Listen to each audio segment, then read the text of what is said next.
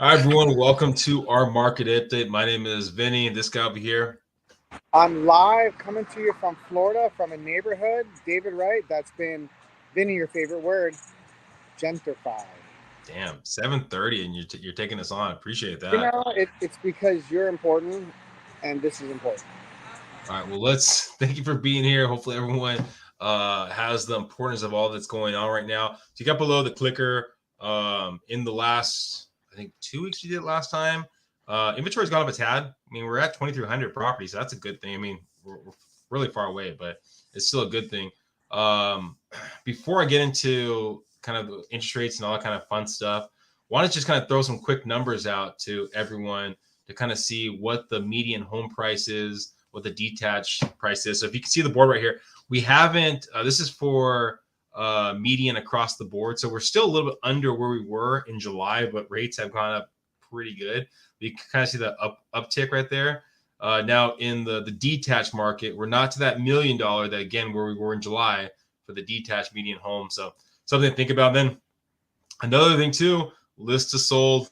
Again, we're not at that 106 where we were last July. We're still above 100. We're at 101 list to sold, which is kind of Which intriguing is on kind that. of good, actually. Yeah, and then the detached, same kind of thing, a little above 100. I mean, that's kind of interesting. I'm curious what's going to happen at the end of this month, how June plays out, because I mean, I know a lot for most of our listings, we've been seeing, I mean, drastic from 8 to 10% above list. So those numbers right there, where we were across the board, we're only seeing about 101, is kind of intriguing. So I'm curious to see what happens at the end of June. What's your thoughts on all that, David? You know, that's interesting because the data came out and year over year, we're down 25% in total volume of sales. But at the same time, houses are still selling at 101% over list, which tells you it's like the other thing that came out is not only are sales down 25%, but listings are down 27%.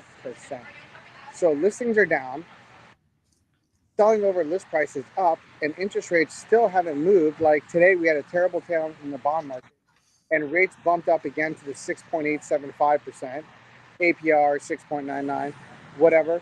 It depends. Like looking at overall, this is still one of the most intriguing times I've ever seen because the listings aren't coming up.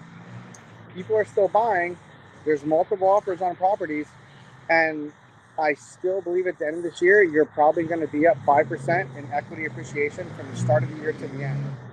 So it is very interesting. Like the old strategy of buy and wait is still going to end up working out to those people who take the leap of faith to buy when the interest rates are higher and sit around and wait because we'll see next year when we talk about this in February what the same prices houses are and how much have Well, gone up well, because rates are probably going to dip. let's look at it right here. I mean, we're talking about a median, right? Not factoring detached or condos, whatever, right? We're talking about 850. Okay, then it dropped. We dropped down to 750, and that was the beginning of the year. We're at 750, and now we're back up to about 830, right? So you're talking about from 750 to 830 across the board, right? That's, I mean, close to a 10% jump. So it's kind of interesting to think we had that drop, but we've seen a 10% jump. So yeah, I mean, once rates go down, we might see another little bit of a jump happen over the next couple of months. And then something that we haven't done for a little while, we put David and yourself to the test. You know, Oh it's really, no. really simple, really easy to do how we do it. So all you got to do is text myself or David to win $50. So this was the one that we did. Oh, man, it's been a while now. The least expensive detached property and sell in Fallbrook so far this year. Mind you, this was a couple months ago, so it never might change. There was actually a tie for two. There's a tie for two. What's your guess for least expensive detached For Fallbrook, Fallbrook? I think I put that at like 400 or 387. 387. Let's go 387. 387, 550. Oh man, that was way off.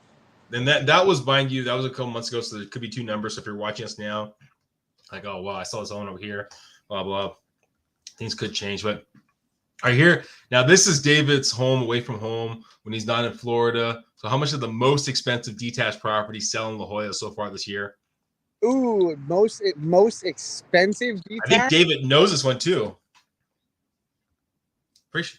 We've not even talked about it. So David's probably he has to get off camera. He's searching, I think. Oh, there he is. No, I had to decline someone's call. You know, my millions of fans keep reaching out to me because they're like, "Where are you with this great grass and this great background? These historic." Like, I know the answer. David, please tell me. I know the answer. What's your guess? I think it's going to be 41 million.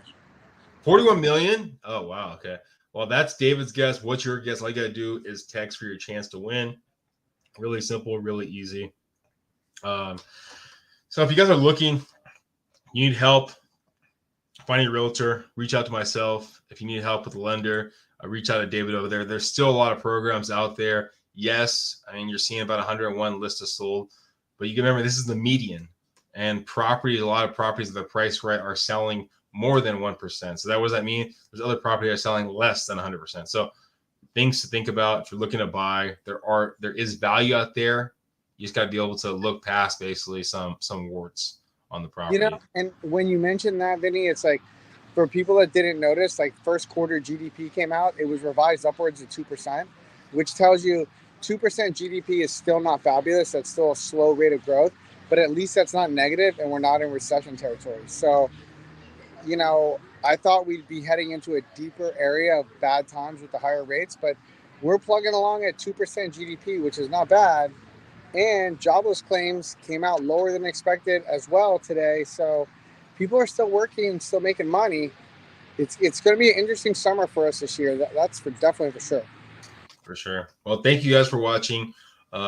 Please subscribe, please share, and reach out to myself or David for any sort of questions. Bye, guys.